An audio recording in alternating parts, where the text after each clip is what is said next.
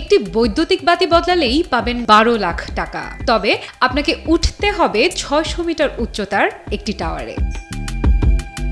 এভাবে বছরে 2 দিন জীবন বাজি ধরলেই আপনি আয় করতে পারবেন $1,30,000 মার্কিন, যা বাংলাদেশি টাকায় 1,43,00,000-এরও বেশি। এমনই এক চাকরির খবর ঘুরে বেড়াচ্ছে অনলাইন জুড়ে। তবে এই চাকরির যোগ্য হতে হলে আপনাকে হতে হবে প্রচুর সাহসী। সম্প্রতি সায়েন্স 888 নামের একটি টিকটক চ্যানেলের ভিডিও দেখে রীতিমতো অবাক নেটিজেনরা। টিকটকের ওই ভিডিওতে দেখা যায় এক ব্যক্তি 600 মিটার উচ্চতার একটি টাওয়ারে উঠে সেখানকার বৈদ্যুতিক বাতি বদলাচ্ছেন। এভাবেই জীবনের ঝুঁকি নিয়ে প্রতি 6 মাস পর পর এ বিশেষ বাল্ব বদলে কোটিপতি বনে যান তিনি।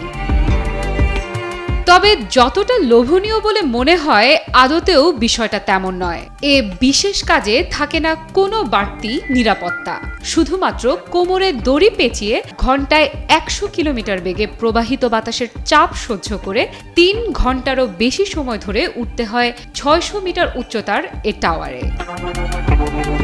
রুদ্ধশ্বাসিক কাজটি এশিয়ায় না থাকলেও ইউরোপ ও আমেরিকার সব জায়গাতেই রয়েছে।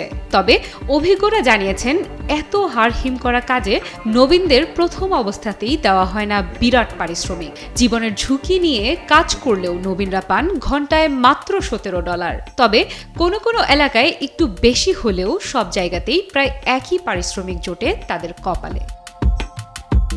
আফরিদা ইফরাত, নিউজ 24।